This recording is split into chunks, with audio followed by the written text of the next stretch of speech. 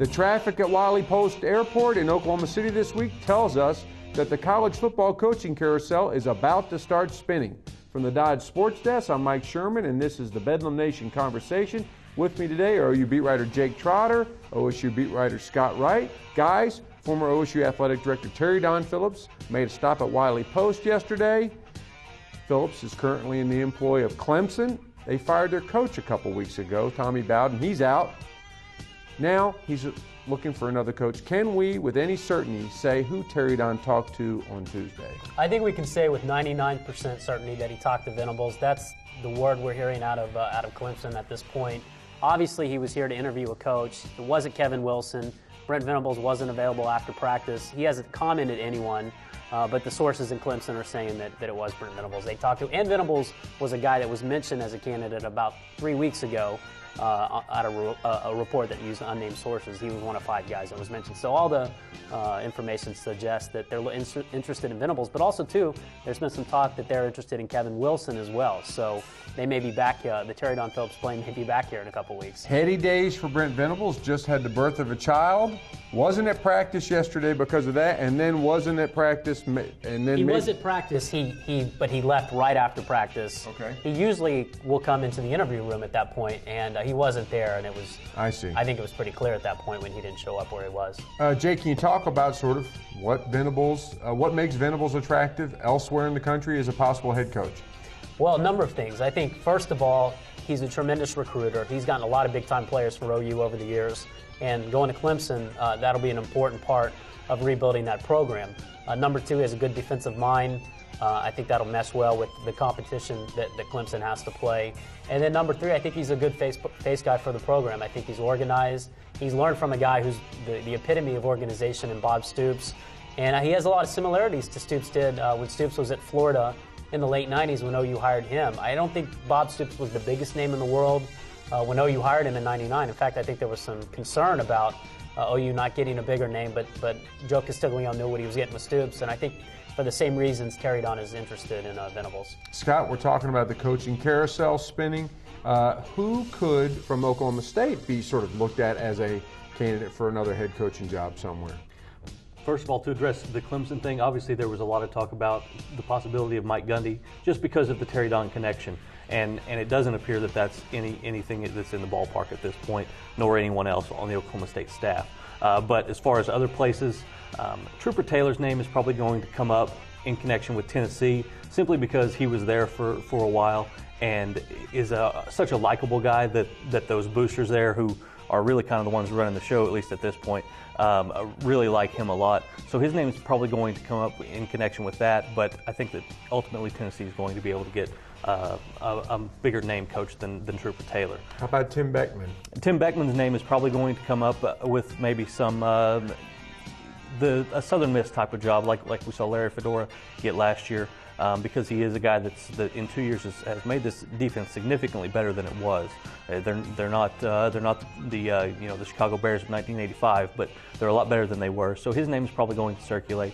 Mike Gundy, because of what he's done, is going to be tossed around probably at some of these big time jobs. But really, he's at the pinnacle of coaching in his mind right now. So I wouldn't expect him to be going anywhere. The SEC is a very ancestral league. Watch for David Cutcliffe to go back to Tennessee. That's the name people need to keep an eye on. And also, is there any chance that Tim Beckman gets called home to Columbus, Ohio, as a defensive coordinator?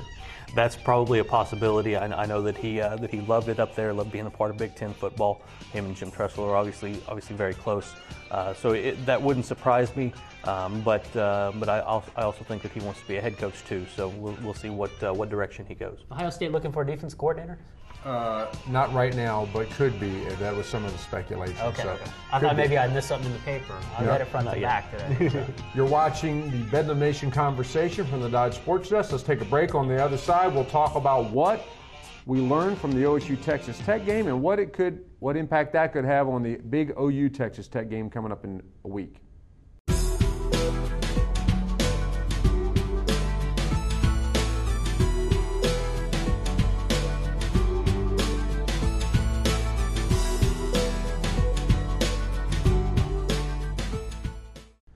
You're back on the Bedlam Nation conversation from the Dodge Sports Desk. I'm Mike Sherman with Scott Wright, OSU beat writer, and OU beat writer Jake Trotter. Scott, you were in Lubbock for the big OSU Texas Tech game, a game that the Cowboys, nothing really went the Cowboys' way. Question, what did that game teach us that might be instructive as we look ahead to the big OU Texas Tech game in a couple weeks? I think one of the biggest things, and this bodes well for Oklahoma because this is something they've done well against Tech in the past, tackle when the guys catch the ball. A lot of yards given up after the catch by Oklahoma State.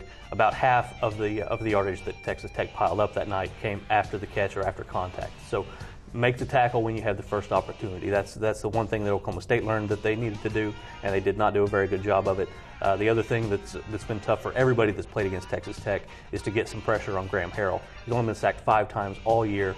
It's in the top 3 or 4 in the country right now. So it's tough to get to him, and Oklahoma will have to try to do that. Even if you don't get the sack, you've got to try to make him move and get out of the pocket, and you can't let him have a lot of time because he can pick you apart. Is there anything that Tech exposed within Oklahoma State that they need to go back to the drawing board and look at and try to, really sort of shore up as they go forward in this season?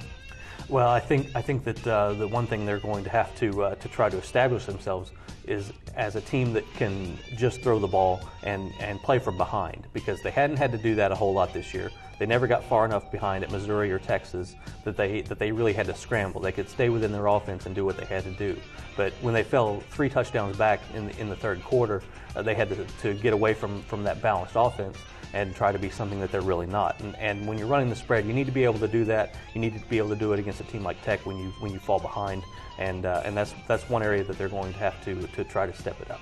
Switching over to Oklahoma, Jake, you watched you've seen some highlights of the Tech OSU game. Anything jump out to you that says this is maybe a different Tech team than what we've seen before in the Big 12? Possibly so. I saw a couple highlights. I was busy writing on my computer about the A&M OU game. I think the key for OU is this. Tech is going to score some points. They're going to get some yards, just like a lot of these Big 12 offenses are. But what OU has done since the Texas game, which they did not do in Dallas, force turnovers. If you force turnovers, you get stopped. You set your offense up for some short fields, and that's been the biggest difference, I think, between Texas game and ever since. Is they forced a lot of turnovers, and so I think if they do that, they have a great chance to beat Texas Tech. That was another huge problem for Oklahoma State. Texas Tech was 7 of 9 on third downs. One of the third downs that they didn't convert, they ended up converting on fourth down. The other third down was a fumbled snap that Oklahoma State actually recovered. But Oklahoma State, happened there? OSU scored a touchdown. That's right. But other than that, Oklahoma State didn't really create any turnovers. The 2 fumbles were both Texas Tech's own fault. Jake, do you think Dom Frank's play bodes really well and is a big key coming into this game? Because Tech runs a lot of those screens, and this guy's been jumping screens all over the place the last 3 weeks. Brian Jackson, too. I know he hadn't had the turnovers, but he's an aggressive player. You have to be aggressive against Tech.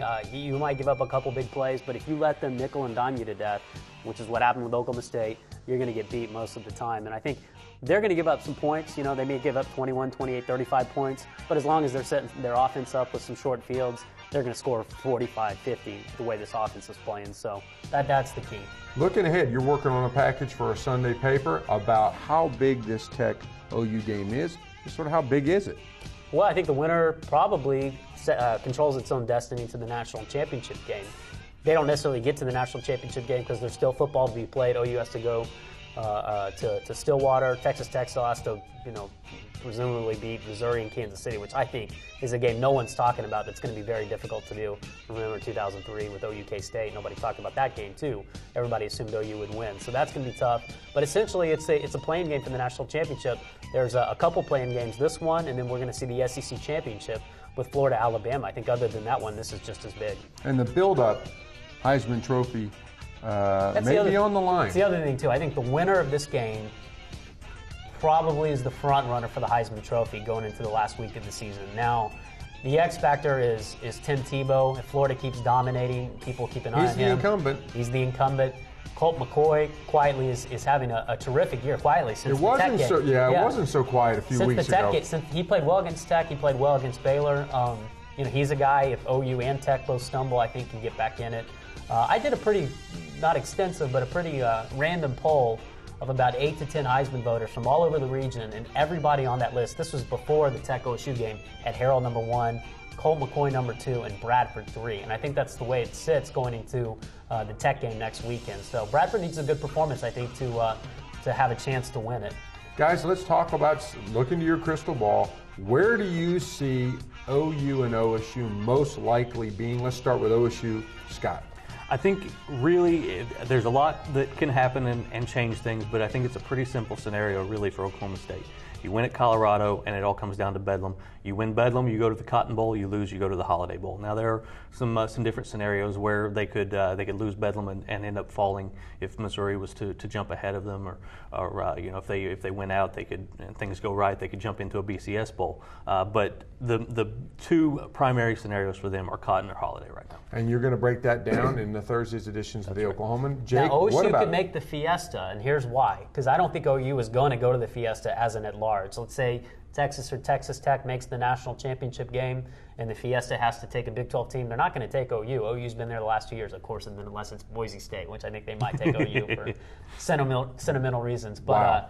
I think, based on that, I think OU is going one of two places. Win out, go to the national championship, lose one game, you're going to Cotton Bowl. I think it's pretty much going to come down to that because I don't think they're going to go as an at-large BCS, assuming the Big 12 makes it to the national championship game, which I think will happen. You're watching the Bedlam Nation conversation from the Dodge Sports Desk. We're going to take a break, and on the other side, we'll talk about the Achilles heel for each of these teams and what can be done about them.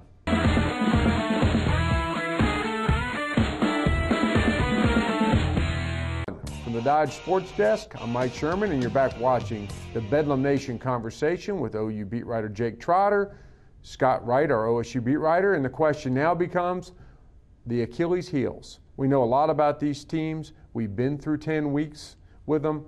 My question to you guys is, what do you identify as really the Achilles heel for each of these schools, and what can be done about it at this point? Does it have to be masked, or can it be fixed?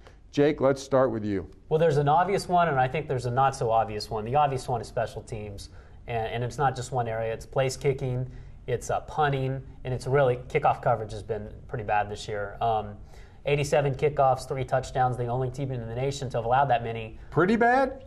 Yeah, pretty bad. But the defense that OU will have, we kicked off a bunch. Well, Texas Tech's kicked off 82 times, and they've given up this many touchdown runs, so that puts it into context. I don't know if it's fixable at this point. They may have to just overcome it. It's not like they're going to get a new kicker in there. It's all just going to start making field goals unless a walk-on steps on out of nowhere and starts nailing field goals. But everybody knows that Bob Stoops has taken freshmen out of red shirt before down the stretch. He did it at cornerback. He's done it at running back. Any chance, Tress Wade rides to the rescue.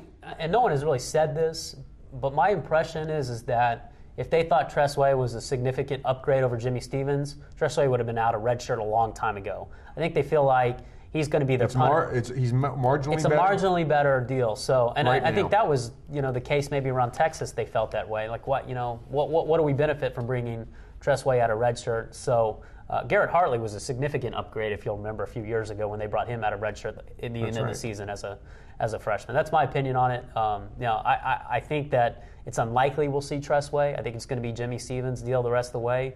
Maybe this 42-yard kick he hit against A&M will give him some confidence. I mean, he nailed that field goal. It was right down the middle. Could have been good for maybe 50. So maybe that'll get him some momentum in the kicking game. Kickoff coverage, I don't know. I mean, Barry Chairman has the suggestion that they squib kick it every time. I think you're asking for trouble doing that. I think they should kick deep and just try to tackle people. I don't know what else you can do. I mean, that seems kind of high school to squib kick it every time. They put their best guys on there, Travis Lewis, Keenan Clayton. They're still not having a lot of success. So I think it's going to continue to be an Achilles heel. And, with Des Bryant and Paris Cox back there, that's kind of scary. Interesting, a couple of weeks ago, the focus was on OU's defense being the obvious Achilles heel, maybe even more than the special teams. Seems like, against some lesser foes, but seems like they've really done some things to fix the defense. It'd be real interesting to see how they perform against Tech because they've been playing better every week, but I think the competition level's gotten worse every week. So we'll find out how good this defense is now versus where it was after the Texas game. But my not-so-obvious flaw with this team is defensive depth right now. they don't have very much. At linebacker, they don't. At defensive end, they're playing 2 defensive ends right now. They're 1 injury away from any one of those positions from really having a lot of problems. And if they lose a Travis Lewis or a Keenan Clayton or even a Brian Jackson or a Jeremy Beal or a Frank Alexander at defensive end, they're going to have a lot of problems fixing that hole in just a week or 2. Scott, what about OSU? What stands out to you as the things that they most need to address, and can they? There are 2 things, I think, on the defensive side of the ball, and it's the same 2 that we talked about that were huge problems for them at Texas Tech. Getting a pass rush, that's the one thing. They've been able to mask it a little bit throughout the season because they've gone to that speed package using 3 defensive ends across the front, no defensive tackles, bringing in Donald Booker to provide some more speed off of the edge. They've been able to hide that problem a little bit. But when it gets down to it, they really struggle to get pressure on the quarterback. 11 sacks, ranks 104th nationally in the NCAA Division I right now. So that's a big problem. And the tackling issue that they had at Texas Tech, they've been kind of hit and miss, no pun intended, throughout the season with their tackling. They were pretty good at Missouri, which is one of the reasons they were able to play so well up there. They struggled really bad at Texas Tech, and you saw what happened there. So if they can kind of keep that under control, they're in a lot better shape defensively. In some ways, it sounds like both teams need to sort of mask their problems, because you can't go out and, I mean, I guess you can do some form tackling drills, but it seems a little late for that. And you can't, and as Bob Stoops and you have said, who else does OU have to turn to on kick coverage teams? They sort of have what they have. Next question, guys, emerging players. Both of these schools had lots of stars coming into the season, and they've emerged. But is there anybody that you've seen that maybe has not identified themselves or in their performance as a star, but could be emerging? Let's start with you, Scott. I think Ori Lemon at middle linebacker is the guy that, a converted quarterback out of high school, never had played linebacker before when he got to Oklahoma State, and had a couple of years of sitting the bench, and nobody really expected a whole lot from him. He played pretty well in the spring, but they had Donald Booker coming in from junior college ranks they really thought would overtake that spot. Lemon came out, won it in August, and he was up and down through the first month and a half of the season, but he's really been playing really well. Now, Texas Tech was an exception. That's a bad matchup for him because he's not the quickest. He's more of a natural middle linebacker that's a big guy that's not extremely fast, but fills gaps and makes tackles. So Texas Tech was able to exploit him a little bit, but he, up until that point, had been playing really well. Interesting. Former high school quarterback, Ori Lemon. How about you, Jake? Who did I say was going to be a star last year when there was an injury at defensive end? Jeremy Beal. And he's become a star? Frank Alexander. Get to know the name. I think they have a potential to be better at defensive end with Alexander and Beal than they are with Beal and English, just because Frank Alexander has that much potential to be a star at defensive end. He's been their player of the game like 3 out of the last 4 games. So that's pretty impressive for a guy that hadn't even started until last Saturday. He's a guy that has a lot of athleticism. I remember at the Fiesta Bowl last year, we were able to watch 50 minutes of practice at the beginning, and they were doing punts, and he was fielding punts for the special teams unit. Usually you see a Joaquin Iglesias or DeMarco Murray. This guy, and he was running sideline to sideline and catching everything. And I remember talking to another reporter that said, man, he's going to be a good player for them next year if he can, he can be consistent. And obviously the athleticism was there then, and we're seeing it now too. Injured before the season in a nightclub accident through no fault of his own. Didn't get to start the season, And you should see the scar. I mean, it's significant on his elbow, right around this area. So it took a while for him to get back to form. I think that really until about 2 weeks ago he wasn't at 100% healthy. He was healthy, but the conditioning wasn't quite there yet. Depth OU needs a defensive end. He's coming back at the right time. I don't know where they would be without him. Thanks, guys. Listen, be sure to pick up the Oklahoman on Saturday when Scott Wright gets you all ready for the OSU-Colorado game with a look at the impact of altitude on Boulder visitors in football. And Jake goes where no one has boldly gone before, inside the offensive mind of Texas Tech coach Mike Leach.